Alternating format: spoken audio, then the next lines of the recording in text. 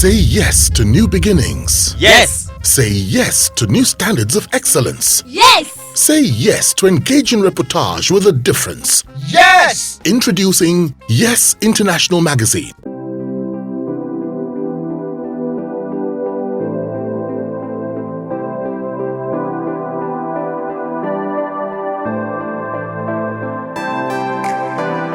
Now, you've been into broadcasting now for decades.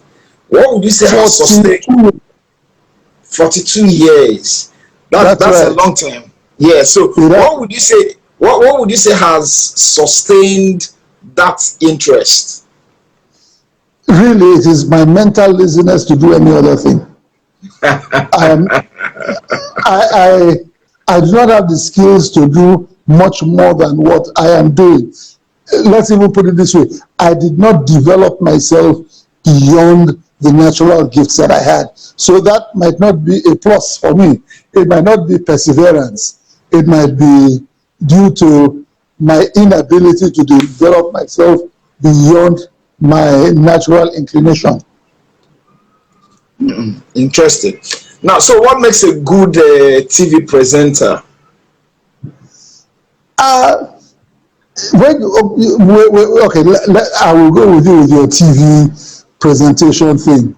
Yeah. I think really, in reality, if you are an entrepreneur and you are involved in television broadcasting, one of the things that you would look out for if you're going to employ a broadcaster is the aesthetics. There's a thing in television production and broadcasting called look and feel. The look and feel is a very important aspect of broadcasting and production. So from the words look and feel, you get an idea what it. First of all, you have to be, I think, and this is limited to my very personal bias, that ugly people who are not attractive to the eye, really have no business being in television broadcasting. They could do well on radio, but certainly not for television. I think that the number one thing for television presentation would be the aesthetics, the looks. Okay. Then, of course, the feel. The way you're going to feel somebody is from the sound of the person. Somebody with a,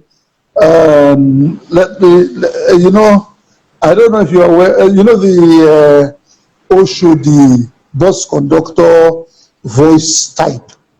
That person is not going to make a good broadcaster. You need somebody who has clear diction. So those are the things that you need. As those are, how do you say, the ones that you cannot take for granted.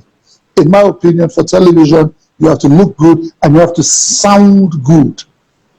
Then, of course, there are the other things like, having the skills of communication, knowing how to string words together, knowing your syntax, to put your words together in a way that would be appeasing and appealing to the consumer, the person who's tuning in. Interesting. Now, what mistakes must any good TV presenter avoid?